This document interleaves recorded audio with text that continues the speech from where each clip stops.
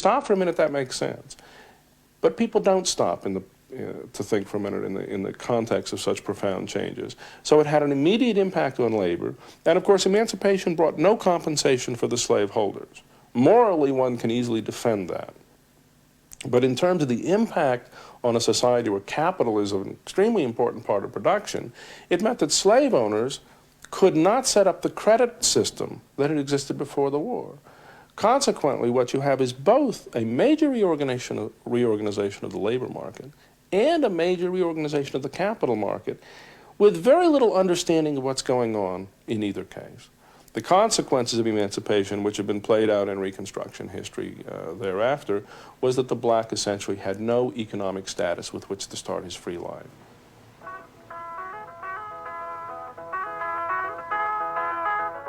Life for the black in the South hardly changed between the years after the Civil War and those earlier this century.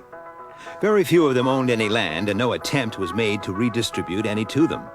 More often than not, they went on working in the same old way for the very same masters, who treated them scarcely more charitably than before.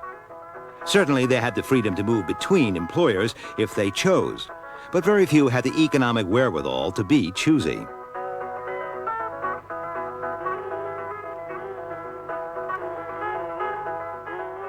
Their housing was scarcely better than the slave huts of old, and few white Southerners bothered their heads about the living conditions of their employees. While Northerners castigated the white leadership for denying them political rights, some economic uplift might well have been preferred by the blacks themselves. Education for blacks had a low priority. Whites saw it as a threat. Negroes took refuge in religion, and it was preachers that supplied much of the leadership in the civil rights movements later. The younger generation's plight was the saddest. The 13th Amendment abolishing slavery had not compensated the slaves for their loss of standing. Well, the Negro got out of the Civil War freedom in a legal sense. I think it's important to say something else, though. A lot was expropriated from blacks and slaves by the 13th Amendment and the ending of slavery.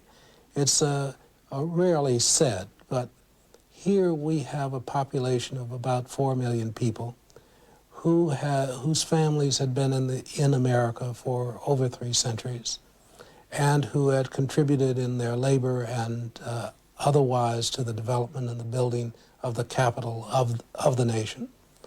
And in their pay, they had only gotten subsistence. No one had